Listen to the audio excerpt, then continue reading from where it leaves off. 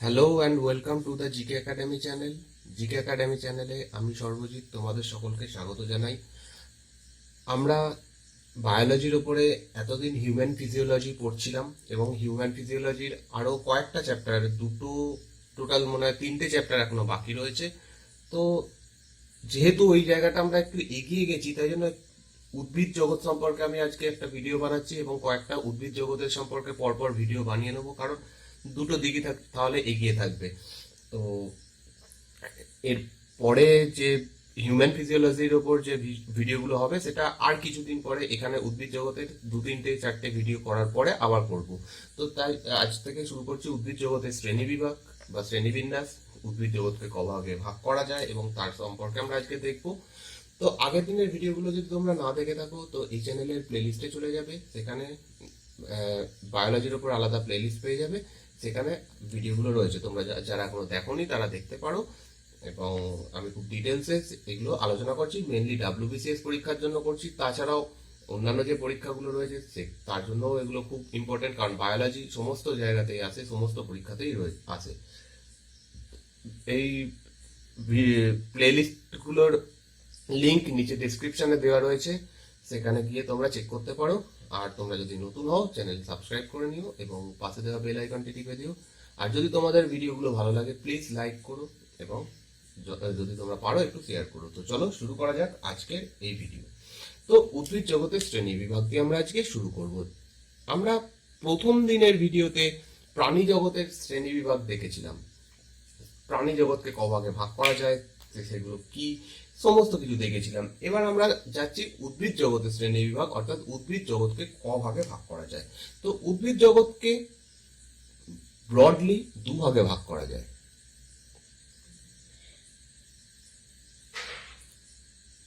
এক নম্বর ক্রিপ্টোগ্যামি,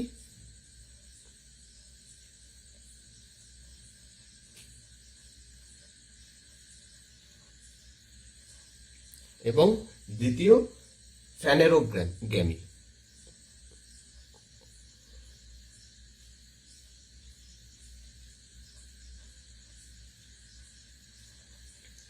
ক্রিপ্টোগ্যামি যার বাংলা হবে সপুষ্পক, অপুষ্পক উদ্ভিদ, অপুষ্পক। এবং ফ্যানেরোগ্যামি এর বাংলা হচ্ছে সপুষ্পক। এবং ক্রিপ্টোগ্যামি এবং ফ্যানেরোগ্যামি এই দুটো টার্ম তোমাদের মনে রাখতে হবে, কারণ পরীক্ষায় এই ক্রিপ্টোগ্যামি বলে পরীক্ষায় কোশ্চেন চলে আসতে পারে, অপুষ্পক হয়তো সেখানে নাও দিতে পারে, তাই জন্য এগুলো একটু জানতে হবে। ক্রিপ্টোগ্যামিকে তিন ভাগে ভাগ করা হয়। প্রথম ভাগ হচ্ছে থ্যালোফাইটা,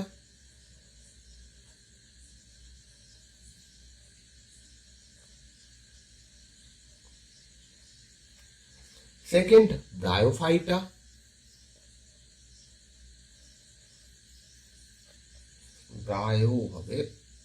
ব্রায়োফাইটা,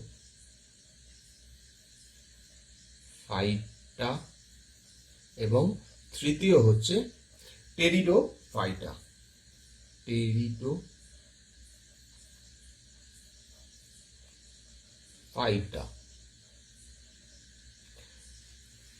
থ্যালোফাইটা এটা বেসিক্যালি বলা হয় শৈবালকে, শৈবাল জগৎকে। ব্রায়োফাইটা বলা হয় মস বর্গকে বা মস জাতীয় উদ্ভিদকে বলা হয় মস বর্গ। তো এই প্রত্যেকটা ইংলিশ টার্ম একটু মনে রাখতে হবে, তাহলে সুবিধা হবে, পরীক্ষায় আসতে পারে এরকম। এবার হচ্ছে টেরিডোফাইটা হচ্ছে ফার্ন বর্গকে বলা হয়।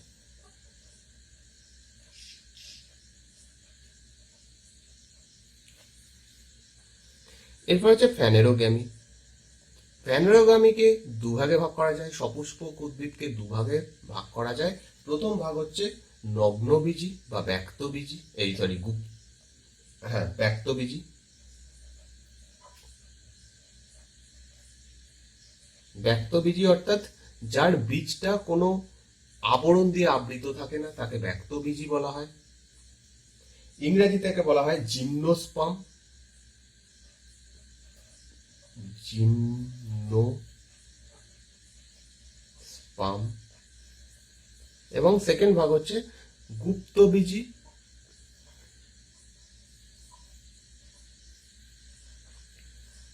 অর্থাৎ যে সমস্ত উদ্ভিদের ফল কোনো মানে কোনো উদ্ভিদের বীজ সেটা কোনো আবরণ দ্বারা আবৃত থাকে, অর্থাৎ গুপ্তবীজি উদ্ভিদই এমন উদ্ভিদ যেগুলোতে ফল হবে, বাকি কোনোটাতে কিন্তু ফল হবে না, একমাত্র গুপ্তবীজিতে ফল দেখা দেবে, কারণ এখানে যে বীজটা রয়েছে বীজের ওপরে একটা আবরণ থাকে, আমরা সেইটাকেই নর্মালি ফল বলি এবং ফল বলে খেয়ে থাকি। গুপ্তবীজির ইংরেজি হচ্ছে অ্যাঞ্জিওস্পার্ম, অ্যাঞ্জিওস্পার্ম।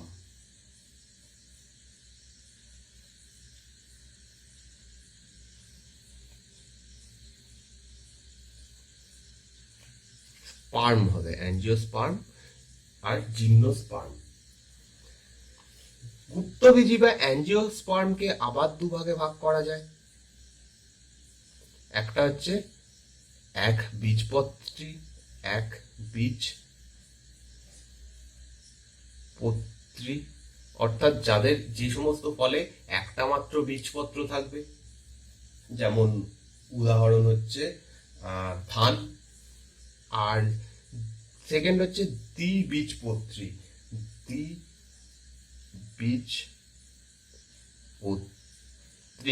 অর্থাৎ যার দুটো বীজপত্র থাকবে, যেমন সর্ষে, যেমন ঝাউ ইত্যাদি হচ্ছে দ্বিবীজপত্রী উদ্ভিদ হয়। তো সেগুলো পরে দেখবো, উদাহরণ দেখবো, সমস্ত ভাগগুলোকে ডিটেলসে জানবো, তাদের কি দরকার, মানে তাদের কি প্রয়োজনীয়তা, উপকারিতা রয়েছে বা ইত্যাদি সমস্ত কিছু দেখবো, উদাহরণ দেখবো, সবই দেখবো। এবার প্রথম ব্যাপার হচ্ছে এই যে ভাগটা করা হলো, এই ভাগটা নিশ্চয়ই কোনো না কোনো বিজ্ঞানী করেছেন, ফার্স্ট টাইম কেউ একটা এরকম ভাগ করে আমাদের দেখিয়েছেন। তো তার তার নাম জানতে হবে। এখানে দুজন বিজ্ঞানী রয়েছেন যাদের নাম এখানে উল্লেখযোগ্য, যে এরা দুজন মিলে এই ভাগটা করেছিলেন। একজনের নাম বেনথাম এবং সেকেন্ড জনের নাম হুকার। তো এরা দুজন এই ভাগটা করেছিলেন। যদিও এনারা যে ভাগটা করেছিলেন সেখানে থ্যালোফাইটাকে দুভাগে ভাগ করা হতো। থ্যালোফাইটার একটা ভাগ হচ্ছে শৈবাল, আর একটা ভাগ হচ্ছে ছত্রাক। যদিও এখন আর ছত্রাককে এর মধ্যে রাখা হয় না, তাই জন্য শুধুমাত্র শৈবাল। তো এখানে যদি আমরা থ্যালোফাইটাকে দুভাগে ভাগ করে দিই, তাহলে একদিকে থাকবে শৈবাল, আরেকদিকে থাকবে ছত্রাক। এই ভাগটা বেনথাম এবং হুকার করেছেন, কিন্তু মডার্ন সায়েন্স অনুযায়ী ছত্রাককে উদ্ভিদের মধ্যে রাখা হয় না, সেই কারণে মডার্ন যে ভাগটা সেটা হচ্ছে এইটা। এবং যখন ছত্রাক সম্পর্কে তোমাদের পড়িয়েছিলাম তখন বলেছিলাম আর এই ছুইটকার নামে একজন ব্যক্তি এই ছত্রাককে আলাদা করে প্রাণী জগতের মধ্যে ঢুকিয়ে দেন। ছত্রাক ওখানে চলে গেছে, তাই জন্য এটা এখন হয় না। তো প্রথম আমরা যা সম্পর্কে জানবো সেটা হচ্ছে থ্যালোফাইটা, তারপরে ব্রায়োফাইটা, তারপরে হচ্ছে টেরিডোফাইটা, এরকম করে পরপর যাবো। তারপর জিমনোস্পার্ম, অ্যাঞ্জিওস্পার্ম, এইভাবে পুরো এই শ্রেণী বিভাগ চ্যাপ্টারটাকে কমপ্লিট করব। তো ফার্স্ট আমরা আজকে যেটা দেখবো সেটা হচ্ছে থ্যালোফাইটা।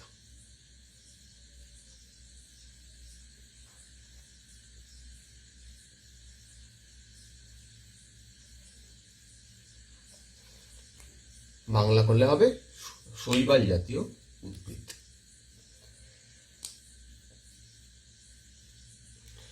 তো প্রথম হচ্ছে সংজ্ঞা।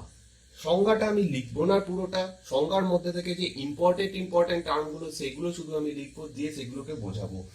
শৈবালের সংজ্ঞা বা থ্যালোফাইটার সংজ্ঞা হচ্ছে ক্লোরোফিল যুক্ত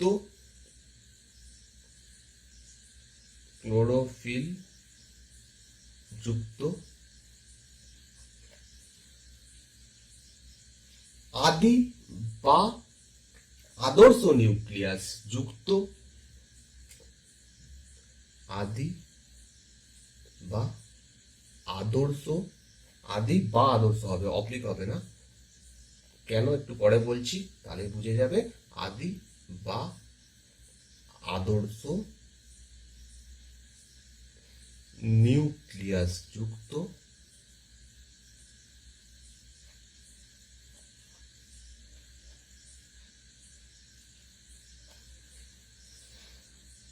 স্বভোজী, সমাঙ্গদেহী, সরল প্রকৃতির উদ্ভিদকে থ্যালোফাইটা বলা হয়। ক্লোরোফিল যুক্ত, আদি বা আদর্শ নিউক্লিয়াস যুক্ত, স্বভোজী, সমাঙ্গদেহী,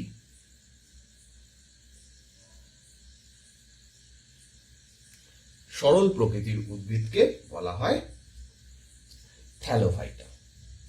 এবার ক্লোরোফিল যুক্ত। প্রথম কথা হচ্ছে, উদ্ভিদ জগতের প্রধান একটা বৈশিষ্ট্য সকলের মধ্যে কমন থাকবে, সেটা হচ্ছে ক্লোরোফিল সবার মধ্যে থাকবে। ক্লোরোফিল থাকবে, সেই কারণে এদেরকে আলাদা করা হয়েছে। এবং ক্লোরোফিল যাদের থাকবে তারা স্বাভাবিকভাবে নিজেদের খাদ্য নিজেরা তৈরি করে নিতে পারবে।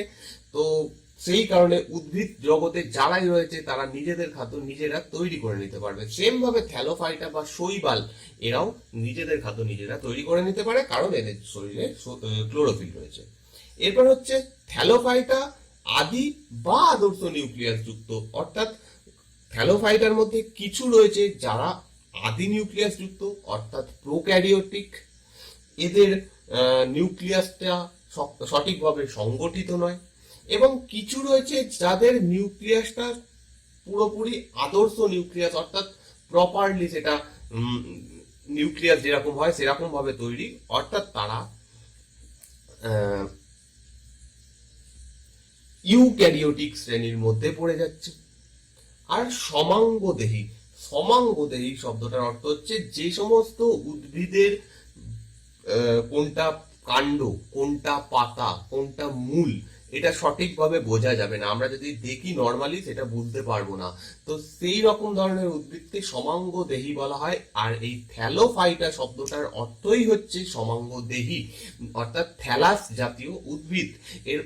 এরকম উদ্ভিদ সেইগুলোকেই বলা হবে যাদের উদ্ভিদ, যে সমস্ত উদ্ভিদের কাণ্ড, পাতা ইত্যাদিকে প্রপার ভাবে চিহ্নিত করা যাবে না তাদেরকে বলা হবে। তো এই তিনটে মেন বৈশিষ্ট্য একটা থ্যালোফাইটা হওয়ার জন্য, একটা শৈবাল হওয়ার জন্য।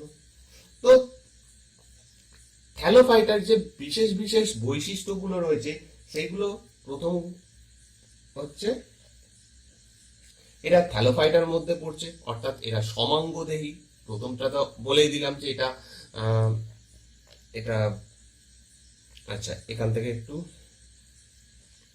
এটা মুছে দিচ্ছি। ফার্স্ট বৈশিষ্ট্য যেটা পাবো, প্রপার বৈশিষ্ট্য পয়েন্টে তোমরা লিখতে পারো যারা নোট করছো বৈশিষ্ট্য বলে। ফার্স্ট হচ্ছে এরা সমাঙ্গদেহী হবে। এদের শরীরকে আলাদা করে বিভক্ত করে বা আলাদা করে চিহ্নিত করতে পারবো না।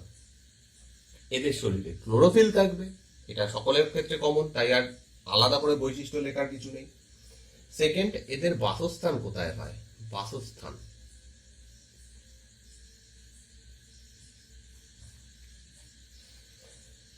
শৈবাল মূলত জলজ হয়। অধিকাংশ শৈবালই জলে বসবাস করে, তাই এরা জলজ উদ্ভিদ হয়।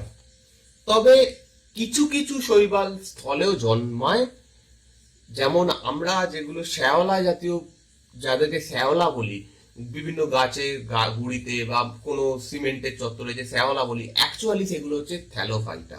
তো কিছু কিছু শৈবাল স্থলে জন্মায়, কিন্তু অধিকাংশই জলজ উদ্ভিদ হয়। তাহলে জলজ উদ্ভিদ, কিছু কিছু স্থলজ।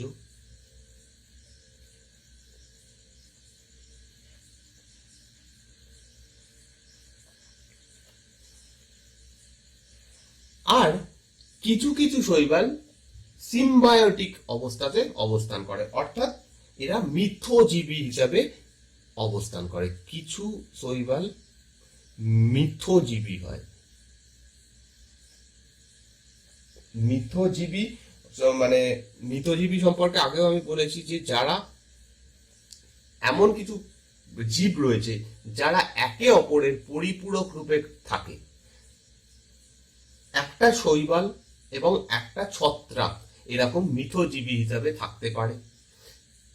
তখন কি হবে? শৈবাল কিছু জিনিস এই ছত্রাককে দেবে, ছত্রাক কিছু জিনিস শৈবালকে দেবে, দুজনেই দুজনের ক্ষতি করবে না, দুজনেই এই পৃথিবীতে থাকছে। এই রকমের রিলেশনকে বলা হয় মিথ্যজীবী। যেমন উদাহরণ লাইকেন। এই উদাহরণগুলো খুব ইম্পর্টেন্ট, কারণ যেগুলো উদাহরণ বলবো, সেই উদাহরণগুলো থেকে পরীক্ষায় প্রশ্ন আসে। মিথজীবী রূপে যারা বসবাস করে তাদেরকে লাইকেন বলা হয়, এবং লাইকেন অ্যাকচুয়ালি শৈবাল এবং ছত্রাকের মিথজীবী অবস্থান।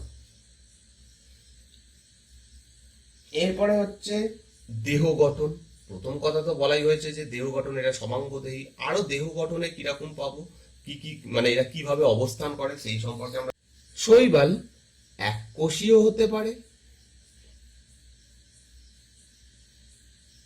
আবার বহুকোষীয় হতে পারে। অর্থাৎ এদের শরীরে যে কোষ রয়েছে, আমরা এদের শরীরটাকে বুঝতে পারছি না যে কোনটা পাতা, কোনটা কাণ্ড, কোনটা মূল, কিন্তু তাদের শরীর তো কিছু না কিছু দিয়ে গঠিত। একটা শ্যাওলাকে যদি আমি দেখি এক জায়গায় এরকম হয়ে রয়েছে, সেটা একাধিক কোষ নিয়ে গঠিত হয়। এবার এই কোষগুলো কোনো শৈবালের কোষ মানে কোনো শৈবাল পুরো একটাই কোষ দিয়ে তৈরি হয়, কোনো শৈবাল অনেকগুলো কোষ দিয়ে তৈরি হয়। অধিকাংশ শৈবালই বহুকোষী হয়, খুব কম শৈবাল এককোষী। তো যেহেতু এককোষী শৈবাল খুব কম দেখা যায়, সেই কারণে সেটাই এক্সেপশনাল, এবং যেটা এক্সেপশনাল সেটাই পরীক্ষায় প্রশ্ন আসবে। এরকম প্রশ্ন আসবে না যে বহুকোষী শৈবাল নিম্নলিখিত মধ্যে কোনটা বহুকোষী শৈবাল, এরকম প্রশ্ন আসবে না। এরকম আসতে পারে যে নিম্নলিখিত শৈবালগুলির মধ্যে কোনটি এককোষী, এরকম পরীক্ষায় প্রশ্ন আসে। যাই হোক, এককোষী শৈবালের একটা উদাহরণ আমাদের জেনে, ক্ল্যামাইডোমোনাস। ক্ল্যামাইডোমোনাস।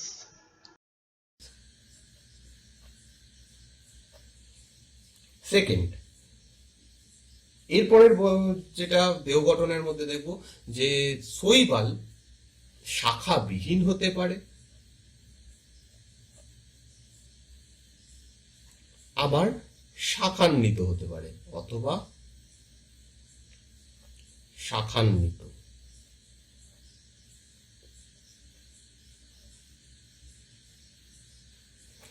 অর্থাৎ এদের দেখে শাখা জাতীয় জিনিস দেখা যাবে, আবার অনেকগুলো রয়েছে সেটাই কোনো শাখা থাকে না। যেগুলো শাখান্বিত হয় সেটাই এক্সেপশনাল, কারণ সেটা কম দেখা যায়, শাখাবিহীন অধিকাংশই হয়। তো একটা শাখান্বিতর উদাহরণ জেনে রাখতে হবে, সেটা পরীক্ষার জন্য ইম্পর্টেন্ট, সেটা হচ্ছে স্পাইরোগাইরা। স্পাইরোগাইরা।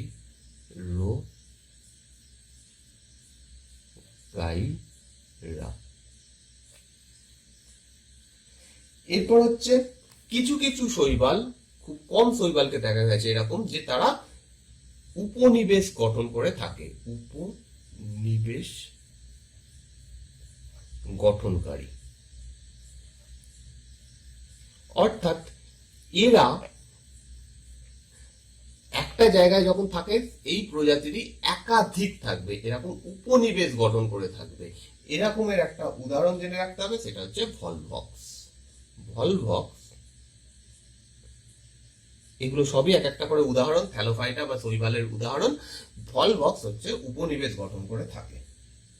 আচ্ছা, পাশে আমি কিছু ছবি অ্যাড করছি, এখানে তোমরা দেখতে পাবে এই সমস্ত শৈবালদের উদাহরণ।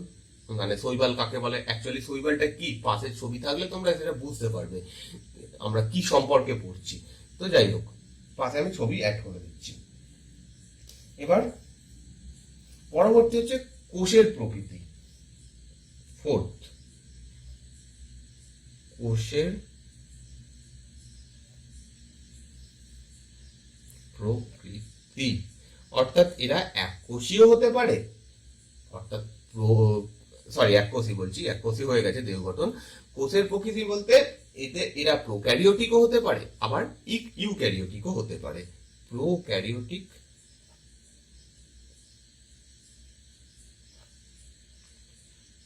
প্রোক্যারিওটিক অর্থাৎ যাদের নিউক্লিয়াসটা সংগঠিত নয় তাদেরকে প্রোক্যারিওটিক বলা হয়, আবার এরা ইউক্যারিওটিকও হতে পারে।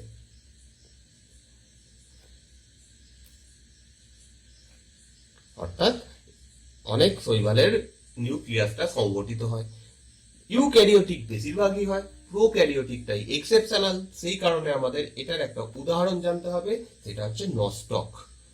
নস্টক, এই নস্টক নামের যে শৈবাল এরা প্রোক্যারিওটিক হয়। এরপর হচ্ছে পঞ্চম, কোষ প্রাচীর। কোষ প্রাচীর, দেখো প্রত্যেকটা উদ্ভিদের যে কটা আমরা ভাগ দেখলাম, প্রত্যেকটা উদ্ভিদের দেহের বাইরে একটা কোষ প্রাচীর থাকবে। স্বাভাবিকভাবে এদেরও বাইরে কোষ প্রাচীর থাকে। এবার কোষ প্রাচীর বলতে আমরা নর্মালি যেটা বুঝি যে একটা বড় গাছ, তার বাইরে যে কাস্টল অংশটা থাকে, শক্ত অংশটা থাকে, সেটা কোষ প্রাচীর। অ্যাকচুয়ালি সেরকম কোনো কনসেপ্ট নেই। কোষ প্রাচীর বিভিন্ন রকমের হতে পারে। থ্যালোফাইটাদেরও কোষ প্রাচীর থাকে তাদের শরীরে। এদের যে কোষ প্রাচীর সেটা দুস্তর বিশিষ্ট হয়, দুস্তর বিশিষ্ট।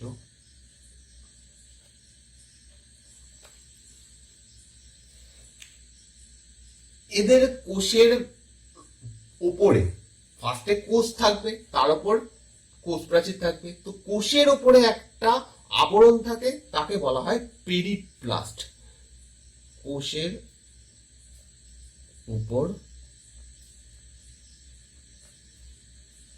আবরণ, এই আবরণকে বলা হয় পেরিপ্লাস্ট। তবে এই নামটা যারা ডাব্লিউবিসিএস দিচ্ছ তারা বাদ দিয়ে আর কাউকে জানতে হবে না, কারণ এইগুলো একটু অ্যাডভান্স লেভেলের। এখান থেকে পরীক্ষায় মেনলি ডাব্লিউবিসিএস মেন্সে এগুলো আসতে পারে। যেগুলো আমি বলছি সেইগুলো, বাকিগুলো কিন্তু সবার জন্য ইম্পর্টেন্ট। ওকে, কোষের উপর একটা আবরণ থাকে, তাকে বলা হয় পেরিপ্লাস্ট। পেরিপ্লাস্টের উপরে এবার যে আবরণটা থাকে তাকে বলবো আমরা কোষ প্রাচীর। এবং সেই কোষ প্রাচীরটা দুস্তর বিশিষ্ট হয়, দুটো স্তর, দুটো লেয়ার দিয়ে সেটা গঠিত হয়। শৈবালের যে কোষ প্রাচীর হয়, এটা কি উপাদান দিয়ে তৈরি হয়? পরীক্ষায় এটা প্রশ্ন আসে। উপাদান হচ্ছে সেলুলোজ, সেলুলোজ, পেকটিন এবং মিউসিলেজ, মিউসিলেজ, এই সমস্ত উপাদান দিয়ে তৈরি হয়। এবং এই প্রত্যেকটাই হচ্ছে কার্বোহাইড্রেট। সেলুলোজ একটা কার্বোহাইড্রেট। আমরা কার্বোহাইড্রেট যখন পড়ছিলাম তখনই দেখেছিলাম সেলুলোজ নামের একটা কার্বোহাইড্রেটকে। তো সেলুলোজটা একটা অবশ্যই কার্বোহাইড্রেট। পেকটিন এবং মিউসিলেজ এই দুটো কার্বোহাইড্রেটের বিভিন্ন ফর্ম। ওকে, তো কোষ প্রাচীর সেলুলোজ, পেকটিন, মিউসিলেজ দিয়ে গঠিত হয়। আবার পরীক্ষায় এইভাবে প্রশ্ন আসতে পারে যে কোষ প্রাচীরটা কি দিয়ে গঠিত, কার্বোহাইড্রেট না প্রোটিন না ফ্যাট? তো তখন উত্তর হবে কার্বোহাইড্রেট। ওকে, এরপরে নেক্সট, আচ্ছা এখানে আমি শৈবালের কিছু উদাহরণ জেনে নেবো আমরা। উদাহরণ, তারপরে ফার্দার এগোবো। First, spirogyra. আচ্ছা, যে উদাহরণগুলো অলরেডি দিয়ে এসেছি সেগুলো আর লিখছি না। হ্যাঁ, যেমন স্পাইরোগাইরা, এগুলো তো উদাহরণ দিয়েছি। আচ্ছা ঠিক আছে, লিখে দিচ্ছি, অসুবিধা নেই। তাও আরেকবার করে রিভিশন হয়ে যাবে। স্পাইরোগাইরা,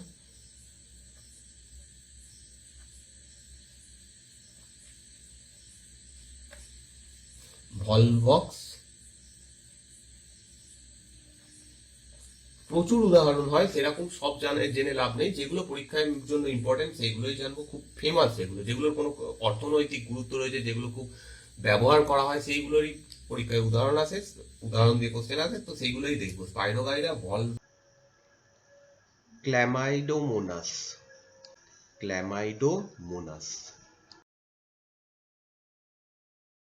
দেখো এই প্রত্যেকটা উদাহরণ আমি পাশে ছবি অ্যাড করতে করতে থাকছি, নিচে লেখা থাকবে, লেখাগুলো দেখতে পাবে তোমরা, কোনটা কি সেটা বুঝে যাবে। স্পাইরোগাইরা, ভলভক্স, ক্লাইডোমোনাস, তারপর হচ্ছে কারা,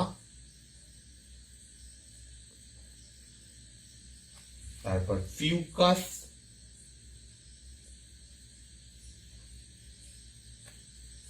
এছাড়া নস্টক তো বলেছি। ক্লাইডোমোনাস হচ্ছে এর মধ্যে এককোষী। তারপরে স্পাইরোগাইরা এর মধ্যে হচ্ছে শাখাবিহীন। নস্টক হচ্ছে প্রোক্যারিওটিক। এছাড়া হয় ক্লোরেল্লা, ক্লোরেল্লা, আরো কিছু হয়, সেগুলো যখন অর্থনৈতিক গুরুত্ব দেখবো, এগুলোর কি অর্থনৈতিক গুরুত্ব রয়েছে সেখানে পেয়ে যাব। তো এগুলো কিছু বিশেষ বিশেষ উদাহরণ। তো এরপর হচ্ছে শৈবালের অর্থনৈতিক গুরুত্ব। শৈবাল কিভাবে আমাদের কাজে লাগে। ফার্স্ট,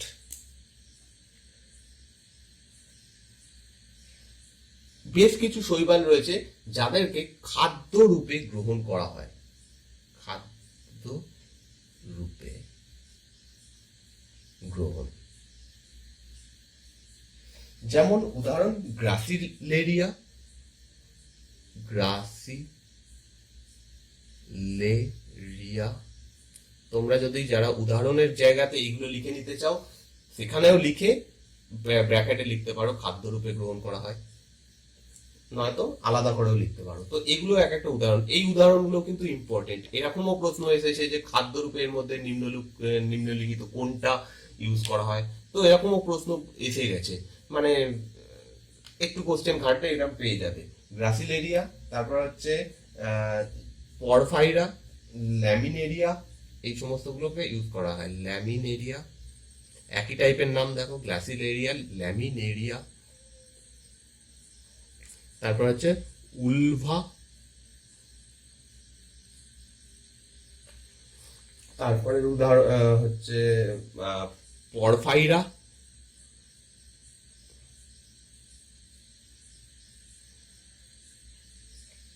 আর তারপরে হচ্ছে ক্লোরেল্লা।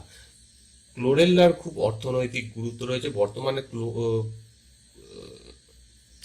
ক্লোরেল্লাকে খুব বেশি ইউজ করা হচ্ছে। ক্লোরেল্লা, এগুলো খাদ্য হিসেবে গ্রহণ করা হয়। ক্লোরেল্লার আরো একটা গুরুত্ব রয়েছে, এর থেকে মানে ক্লোরেল্লা থেকে ভিটামিন প্রস্তুত হয়। খুব ক্লোরেল্লা থেকে খুব বেশি ভিটামিন পাওয়া যায়, তাই জন্য এটা খাদ্যরূপে গ্রহণ করা এখন খুব গুরুত্ব দেওয়া হচ্ছে। সেকেন্ড, খাদ্যরূপে গ্রহণ হলো। সেকেন্ড হচ্ছে ওষুধ রূপে, ঔষধ বা ওষুধ রূপে। ক্লোরেল্লা, ক্লোরেল্লা থেকে একটা জিনিস তৈরি হয়। ক্লোরেল্লা, এটার থেকে একটা জিনিস তৈরি হয় যার নাম ক্লোরোলিন। ক্লোরেল্লা থেকে তৈরি হয় ক্লোরোলিন। ক্লোরোলিন, এই জিনিসটা ক্লোরোলিন জীবাণুনাশক হিসাবে ইউজ করা হয়। ক্লোরোলিন জীবাণুনাশক হিসাবে ইউজ করা হয়। এছাড়া ল্যামিনেরিয়া,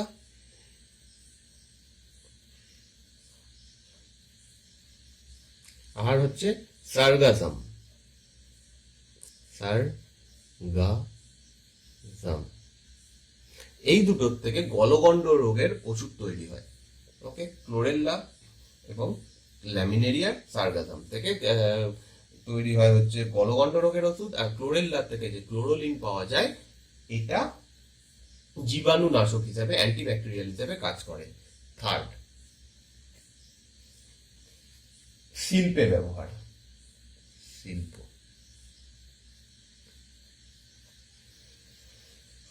কেল্প বলে এক রকমের শৈবাল রয়েছে। অ্যাকচুয়ালি কেল্প কোনো একটা শৈবালের নাম নয়, অনেক রকম শৈবালের নাম একসাথে, অনেক রকম শৈবালকে কেল্প বলা হয়। যাই হোক, সেটা পরে দেখছি কেল্প কি জিনিস। কেল্প থেকে মানে কেল্পকে কাঁচ শিল্পে এবং সাবান শিল্পে ইউজ করা হয়। কেল্পকে কাঁচ শিল্প এবং সাবান শিল্পে ইউজ করা হয়। এরপর হচ্ছে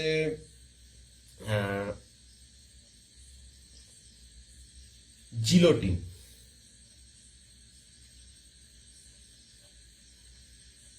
এই জিলোটিন হচ্ছে জেলি, তারপর হচ্ছে আইসক্রিম, এই সমস্ত শিল্পে, প্রসাধন শিল্পে এই জিলোটিন ইউজ করা হয়। চতুর্থ, সার হিসেবে।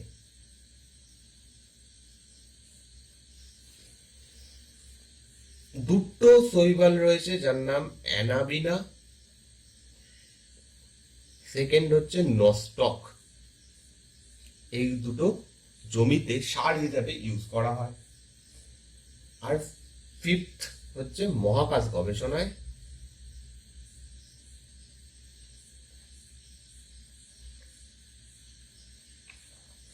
ক্লোরেল্লাকে ইউজ করা হয়। কেন করা হয়? প্রথম কথা, ক্লোরেল্লা যদি খাদ্যরূপে গ্রহণ করা হয় তাহলে এর থেকে কোনো মল তৈরি হয় না, পুরোটাই হজম হয়ে যায়। তো সেই কারণে এটা মহাকাশ গবেষণায় যারা মহাকাশ জানে যায় তারা নিয়ে যায়। প্লাস ক্লোরেল্লা অক্সিজেন সরবরাহ করে, তো মহাকাশ জানে এই কারণে ক্লোরেল্লাকে ইউজ করা হয়। তো এইগুলো হলো এর অর্থনৈতিক গুরুত্ব। এবার থ্যালোফাইটাকে 3 ভাগে ভাগ করা যায়। থ্যালোফাইটাকে 3টে ভাগে ভাগ করা যায় বা শৈবালকে 3টে ভাগে ভাগ করা যায়। একটা হচ্ছে লাল শৈবাল, ফার্স্ট হচ্ছে লাল শৈবাল,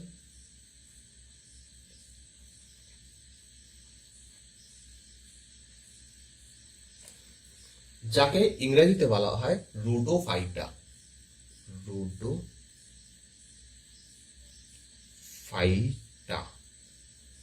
দেখো এতটা ডিপে কিন্তু অন্যান্য পরীক্ষায় যেতে হবে না। যদি WBCS দিতে চাও তাহলে এগুলো জানতেই হবে। লাল শৈবাল হচ্ছে রোডোফাইটার বলা হয়, এবং সেকেন্ড হচ্ছে এপাশে লিখছি। আচ্ছা, একটা একটা করে আসছি। প্রথমে হচ্ছে 3টে ভাগ আগে বলেছি, লাল শৈবাল বা রোডোফাইটা, বাদামি শৈবাল বা ফিওফাইটা, এবং সবুজ শৈবাল বা ক্লোরোফাইটা। 3 ভাগে ভাগ করা যায়। তো ফার্স্ট আগে লাল শৈবাল সম্পর্কে দেখে নেবো, রোডোফাইটা। পাশে ছবি অ্যাড করছি, সেখানে একটা লাল শৈবাল তোমরা দেখতে পাবে। এদের শরীরে একটা রঞ্জক থাকে যেটার নাম ফাইকো এরিথ্রিন। ফাইকো এরিথ্রিন। এই ফাইকো এরিথ্রিন থাকে বলে এদের রং লাল রঙের হয়। এরা হচ্ছে সব থেকে প্রাচীন শৈবাল। শৈবাল শ্রেণীর মধ্যে সব থেকে প্রাচীন হচ্ছে লাল শৈবাল, এবং এরা সাধারণত সামুদ্রিক হয়। এরা সাধারণত সামুদ্রিক হয়।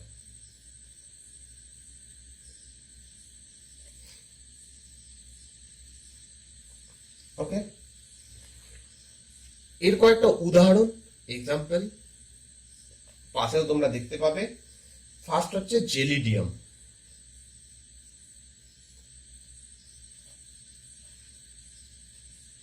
জেলিডিয়াম থেকেই জিলোটিন তৈরি হয়, এবং এই জিলোটিন যে ইউজ সেটা একটু আগে বলে এলাম। এরপরে হচ্ছে পরফাইরা। সেকেন্ড উদাহরণ পরফাইরা।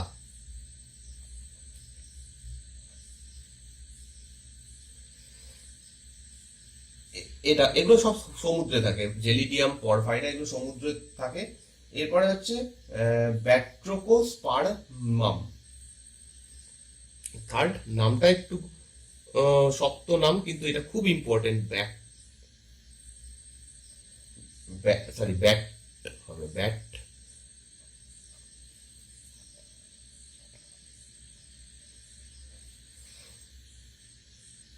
ব্যাক্ট্রোকো স্পারমাম। এটা ইম্পর্টেন্ট কারণ এটা একমাত্র মিষ্টি জলের লাল শৈবাল। মিষ্টি জলের। বাকিগুলো সবই, যেগুলো উদাহরণ সবই সামুদ্রিক, কারণ বললাম যে এগুলো অধিকাংশই সামুদ্রিক হয়।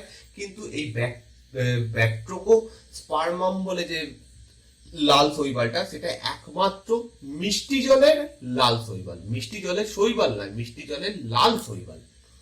মিষ্টি জলে অন্যান্য অনেক শৈবাল হয়, কিন্তু মিষ্টি জলের লাল শৈবাল একমাত্র এটাই দেখা গেছে। আচ্ছা, এরপর হচ্ছে গ্রাসিলেরিয়া। গ্রাসিলেরিয়ার উদাহরণ প্রথমে বললাম। আচ্ছা, এখানে লিখি নিচে 4 নম্বর, গ্রাসিলেরিয়া।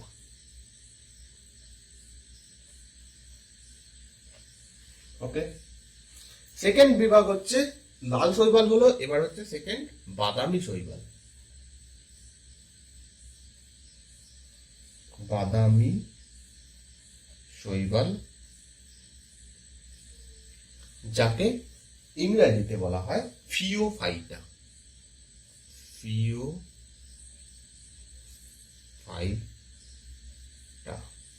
দেখো, যারা আরআরবি এনটিপিসি দেবে, আরআরবির যে কোনো পরীক্ষা দেবে, বা যারা ডাব্লিউবিসিএস দেবে, এগুলো কিন্তু মাস্ট, এগুলো পড়তেই হবে। কারণ এইখানে একটু সায়েন্সের ওপরে যে ডিটেলস কোশ্চেন গুলো করা হবে, সেখানে এরকম কোশ্চেন আসতে পারে। আরআরবিতে সায়েন্সের ওপরে একটু জোর দেওয়া হয়, বিশেষত লাইফ সায়েন্সের ওপরে। আর ডাব্লিউবিসিএস এর মেন্সে সেপারেট একটা সায়েন্সের এই রয়েছে, 100 নম্বরের কোশ্চেন সেখানে সায়েন্স থেকেই আসবে। তো সেখানে অনেক ডিপে কোশ্চেন করা হয়। তোমরা যারা একটু কোশ্চেন নিয়ে যারা দেখেছো প্রিভিয়াস ইয়ার কোশ্চেন, তারা এগুলো জানবে। তো যাই হোক, বাদামি শৈবাল যাদেরকে ফিওফাইটা বলা হয়, এদের দেহ একটা নিশ্চয়ই কোনো রঞ্জক থাকে, যার জন্য এদের কালার বাদামি রঙের হয়। এদের শরীরে যে আহ, রঞ্জকটা থাকে তার নাম ফাইকো জ্যানথিন। Xanthine, ফাইকো xanthine. পাশে আমি ছবি দিচ্ছি। বাদামি শৈবাল অ্যাকচুয়ালি কিরকম দেখতে হয়, কেন এদের বাদামি বলা হয়, সেটা দেখলে তোমরা বুঝে যাবে। এরাও অধিকাংশ সামুদ্রিক হয়, অর্থাৎ সমুদ্রেই এদেরকে বেশিরভাগ দেখা গেছে। এই বাদামি শৈবাল যেগুলো খুব বড় বড় হয়, সেইগুলোকে একত্রিতভাবে কেল্প বলা হয়। কেল্প যে উদাহরণটা প্রথমে দিয়ে এসেছি, সেই কেল্প অ্যাকচুয়ালি কোনো একটা শৈবালের নাম নয়। যে শৈবালগুলো খুব বড় বড় আকারের হয়, সেইগুলোকে যে শৈবাল বললে ভুল হবে, যে বাদামি শৈবালগুলো বড় বড় আকারের হয়, সেইগুলোকে কেল্প বলা হয়। এরপরে উদাহরণ, এক্সাম্পল, ল্যামিনেরিয়া। ফার্স্ট উদাহরণ, ল্যামিনেরিয়া। গ্র্যাসিলেরিয়া দেখলাম লাল রঙের হয়, ল্যামিনেরিয়া বাদামি রঙের হয়। Second, fucus.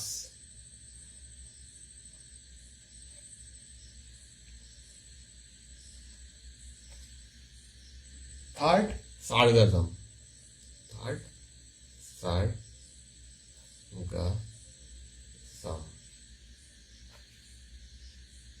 আচ্ছা, থার্ড ভাগ হচ্ছে ক্লোরোফাইটা।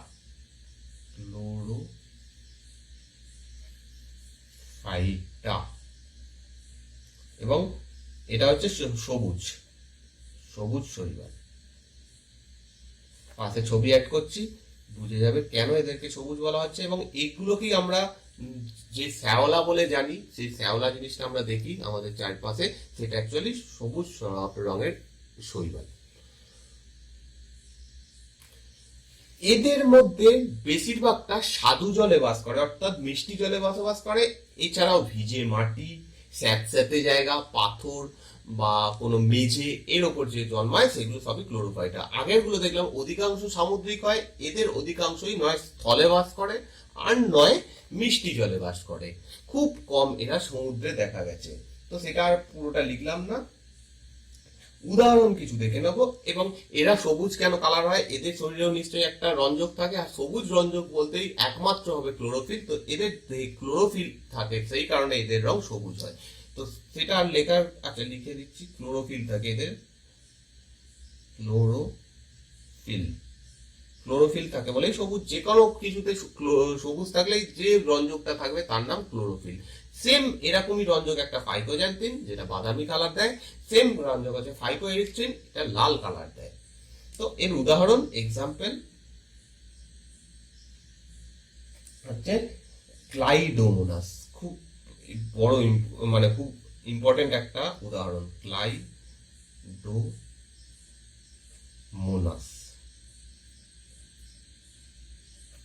সেকেন্ড হচ্ছে স্পাইরোগাইরা।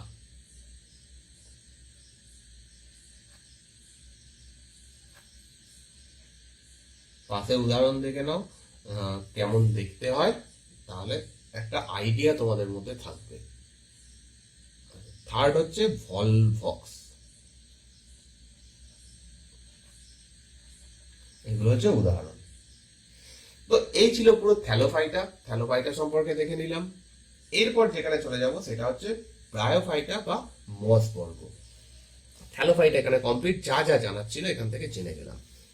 এবার হচ্ছে মস বর্গ বা ব্রায়োফাইটা।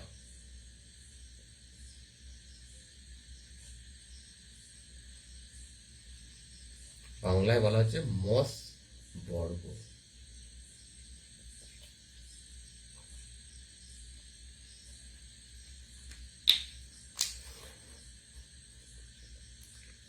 মস বর্গ বা ব্রায়োফাইটাও সমাঙ্গদেহী হয়। সমাঙ্গদেহী বলতে যাদের দেহকে আলাদা করা যায় না। তাহলে প্রশ্ন আসবে যে সমাঙ্গদেহী যখন হয় তাহলে তাদেরকেও এই থ্যালোফাইটার মধ্যে রেখে দিলে হতো। আবার নতুন করে আলাদা একটা ভাগ করা, তাকে আলাদা করে পড়ে আমাদের মনে রাখা, তার কারণ কি ছিল? এর কারণ হচ্ছে ব্রায়োফাইটা থ্যালোফাইটার থেকে কিছুটা উন্নত, কিন্তু তারা সমাঙ্গদেহী। ব্রায়োফাইটাও সমাঙ্গদেহী কিন্তু থ্যালোফাইটার থেকে কিছুটা উন্নত, আবার টেরিডোফাইটার থেকে কিছুটা নিম্নমানের। সেই কারণে টেরিডোফাইটাতে গিয়ে আমরা দেখব তাদের শরীরে কোনটা পাতা, কোনটা ফুল, এই কোনটা কাণ্ড ইত্যাদি আমরা আলাদা করতে পারছি। এখনো পর্যন্ত আমরা আলাদা করতে পারছি না। তো তাহলে স্বাভাবিকভাবে এটা এই দুটোর মাঝখানে পড়ছে, একদম নিম্নমানের নয়, আবার একদম উচ্চমানের নয়, আর মাঝখানে কিছু একটা অবস্থান করছে, তাই জন্য এদের একটা আলাদা বিভাগ করা হয়েছে। তো এরাও সমাঙ্গদেহী হয় এবং এরা শৈবালের থেকে কিছুটা উন্নত হয়, কিন্তু টেরিডোফাইটা বা ফার্ন বর্গের থেকে কিছুটা নিম্নমানের হয়। এর কিছু বৈশিষ্ট্য রয়েছে। ফার্স্ট বৈশিষ্ট্য, প্রথম বৈশিষ্ট্য এখানে লিখে দিয়েছি, সেটা সমাঙ্গদেহী হয় এরা। সেকেন্ড বৈশিষ্ট্য,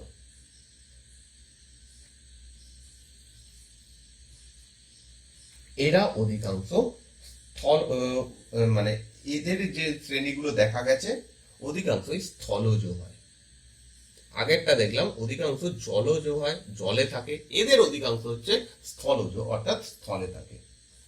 মেনলি এরা কিছুটা ছায়াময় স্যাঁতস্যাঁতে যে জায়গা, এই সমস্ত জায়গাতে জন্মায়। তো পাশে আমি একটা ছবি অ্যাড করছি মসের, তাহলে বুঝে যাবে কোন উদ্ভিদগুলোকে আমরা বলছি, এবং এইগুলোকে তোমরা হয়তো দেখেওছো। তো সেই কারণে জাস্ট রিলেট করে করে এগুলো পড়লে কি হবে, মনে থাকবে। তো পাশে একটা আমি ছবি অ্যাড করছি ব্রায়োফাইটার। তৃতীয় বৈশিষ্ট্য, এদের মূল থাকে না। মূল থাকে না, তো তাহলে এরা জল বা খাদ্য কিভাবে গ্রহণ করবে?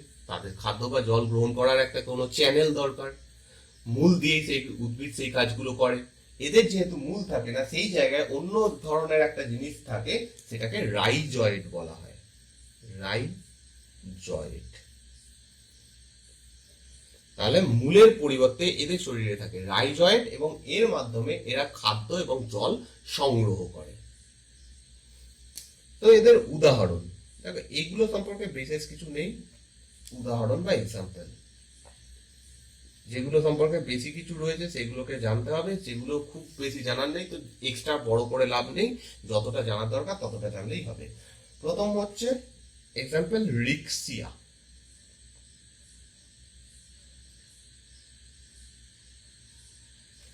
সেকেন্ড মার্কেনসিয়া।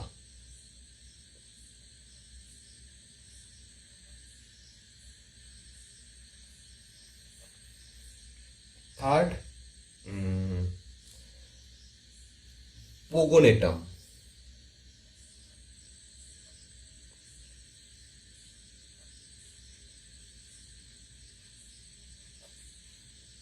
এরপরের উদাহরণ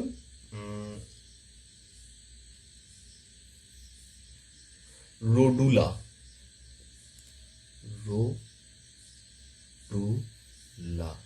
রোডুলা। পঞ্চম উদাহরণ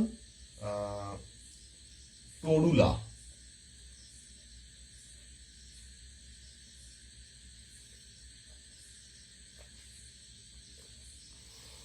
এরপরে সপ্তম, এখানে কিছু ষষ্ঠ, এখানে কিছু লিখতে হবে, মানে এর বিশেষ কিছু বৈশিষ্ট্য রয়েছে, তাই জন্য আলাদা একটু জায়গা রাখলাম। বক্স বোমিয়া। বক্স বোমিয়া। এবং লাস্ট সপ্তম হচ্ছে পোরেল্লা। আগেরটা ছিল ক্লোরেল্লা, যেটা থ্যালোফাইটাতে পড়েছিলাম, ওটার এটা আলাদা, ঠিক আছে? পোরেল্লা। রিক্সিয়া হচ্ছে একমাত্র জলজ মস। জলজ মস একমাত্র হচ্ছে রিক্সিয়া, এরা জলে জন্মায়। কারণ অধিকাংশই দেখলাম স্থলজ, তো যেটা জলে জন্মায় সেটাই এক্সেপশনাল, সেটার থেকেই পরীক্ষায় প্রশ্ন আসবে।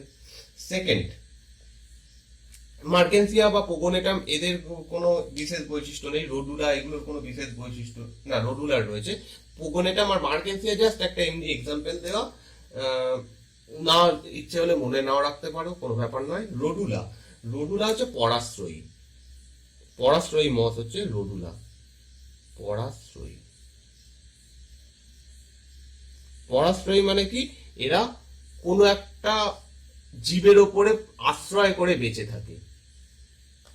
তারা খাদ্য মানে হচ্ছে পুষ্টিরস সংগ্রহের জন্য কোনো একটা অন্য কোনো জীবের ওপরে বেঁচে থাকে। এরপর হচ্ছে তরুলা। তরুলা হচ্ছে মরুভূমিতে থাকে, এরা হচ্ছে মরুভূমির মস। নরমালি এরা ভিজে স্যাঁতস্যাঁতে জায়গায় থাকে। এর এক্সেপশন হচ্ছে তরুলা, যারা মরুভূমিতে থাকে, তাই জন্যই এটা ইম্পর্টেন্ট। এবার হচ্ছে বক্স বক্স বোমিয়া। বক্স বোমিয়া হচ্ছে মৃতজীবী, অর্থাৎ এরা মৃত পশু বা মৃত কোনো উদ্ভিদের উপরে জন্মায়, সেখান থেকে তারা পুষ্টিরস সংগ্রহ করে। লাস্ট হচ্ছে পোরেল্লা। পোরেল্লা হচ্ছে পাথরের ওপর জন্মায়। তো এইগুলো ইম্পর্টেন্ট। এর মেন যে অর্থনৈতিক গুরুত্ব সেটা খুব একটা ইম্পর্টেন্ট নয়, যেটা খুব ফেমাস কোশ্চেন বা খুব জিজ্ঞেস করা হয় এর থেকে, অর্থনৈতিক গুরুত্ব থেকে, সেটা হচ্ছে মানে সেটা অর্থনৈতিক গুরুত্ব ঠিক নয়, সেটা এর বৈশিষ্ট্য। কি বৈশিষ্ট্য? মস এমন একটা জায়গায় জন্মাবে যেখানে কোনো বায়ু দূষণ নেই। যেখানে বায়ু দূষণ থাকবে সেখানে মস জন্মাতে পারবে না। অতএব মস কোথায় জন্মাচ্ছে এটা দেখে আমরা বুঝতে পারি সেই জায়গায় বায়ু দূষণ কতটা রয়েছে। তো খুব ইন্টারেস্টিং একটা জিনিস, মস শুধুমাত্র যেখানে বায়ু দূষণ নেই সেখানে জন্মাবে। এছাড়া পিট মৃত্তিকা তৈরিতে, পিট মাটি তৈরিতে এটা ব্যবহার করা হয়। মোড়ক এবং বাঁধাই শিল্পে এটা ব্যবহার করা হয়। মোড়ক এবং বাঁধাই শিল্প বলতে বুঝতে পারছো, বিভিন্ন প্যাকেজিং করার যে ইন্ডাস্ট্রি, সেখানে এটা ব্যবহার করা হয়। এর জল ধারণ ক্ষমতা খুব বেশি হয়। একটা মসের নাম তোমরা জেনে রাখো, যার নাম হচ্ছে স্ফ্যাগনাম।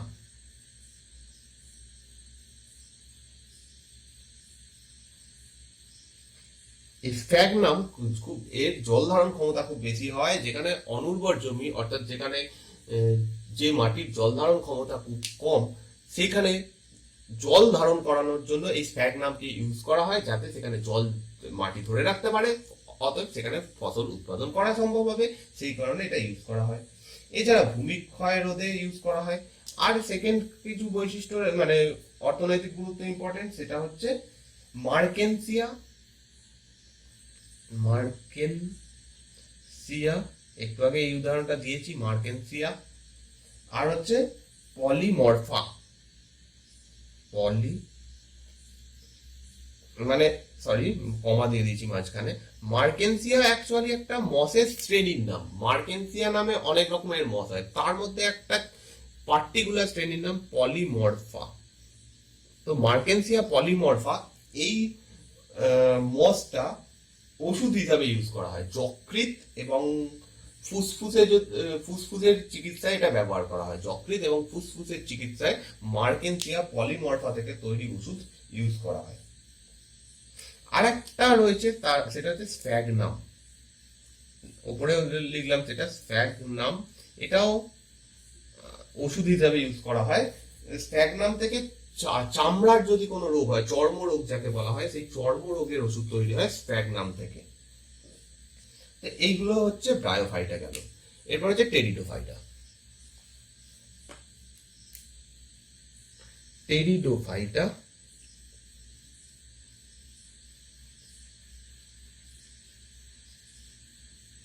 বা ফার্ন বর্গ।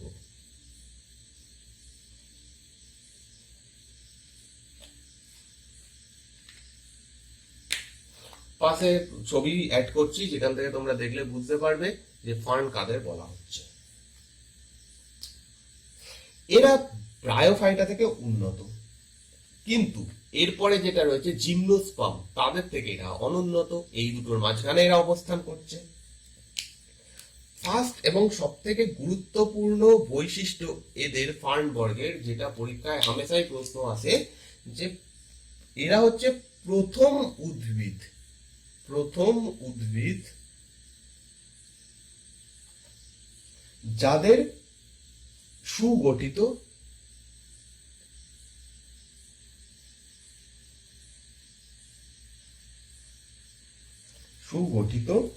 সংবহন কলা রয়েছে।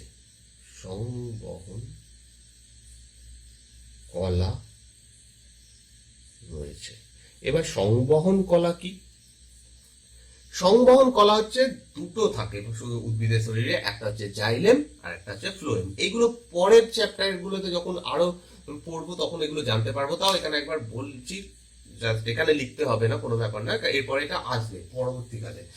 তো যাই হোক, পরবর্তী চ্যাপ্টারে দুটো রয়েছে, সেটা হচ্ছে জাইলেম এবং ফ্লোয়েম। জাইলেমের মাধ্যমে উদ্ভিদ জল মাটি থেকে শোষণ করে, মূলের মাধ্যমে শোষণ করে জল, সেই জলটা জাইলেম কলার মাধ্যমে সোজা পাতায় পৌঁছে যায়। পাতায় খাদ্য তৈরি হয়, সেই জল এবং সূর্যালোকের উপস্থিতিতে সেখানে খাবার তৈরি হয়।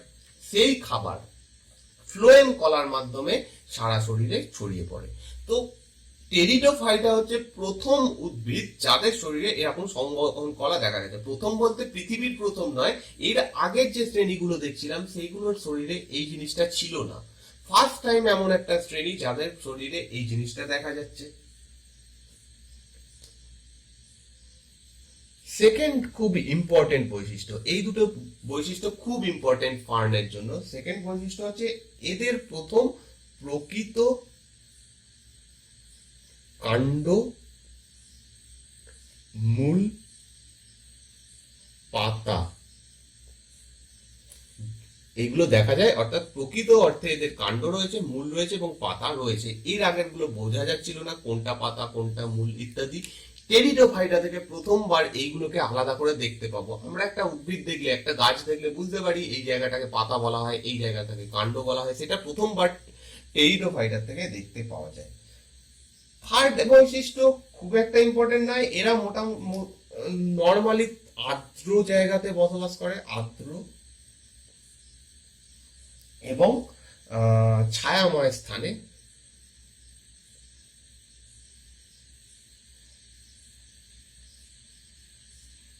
বসবাস করে। আর্দ্র ছায়াময় স্থানে এরা বসবাস, মানে এরা জন্মায়, বসবাস করে বলাটা মানে খুব অদ্ভুত শোনায়। তো এর এই দুটো মেন বৈশিষ্ট্য, এই দুটো মনে রাখলেই হবে। কিছু উদাহরণ মনে রাখতে হবে, এক্সাম্পল। ফার্স্ট হচ্ছে ড্রায়োপটেরিস।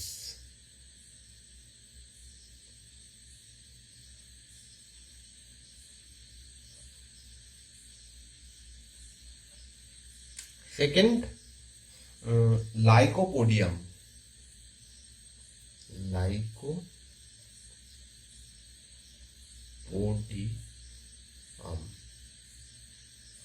থার্ড শুষ্নি।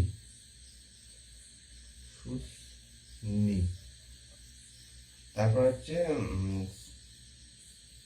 টেরিস। এগুলো হচ্ছে উদাহরণ। এর অর্থনৈতিক গুরুত্ব খুব একটা নেই, কিছু কিছু হচ্ছে খাদ্য হিসেবে গ্রহণ করা হয়, যেমন শুষ্নিকে খাদ্য হিসেবে গ্রহণ করা হয়। এরপরে হচ্ছে ওষুধ রূপে ব্যবহার করা হয়। এই যে লাইকোপোডিয়াম রয়েছে, এই লাইকোপোডিয়ামের থেকে একটা ওষুধ তৈরি হয় যার মাধ্যমে পেট ব্যথার ওষুধ তৈরি হয়। ওকে, আর একটা হচ্ছে মরসিলিয়া। আর একটা উদাহরণ জেনে রাখো, পঞ্চম মরসিলিয়া।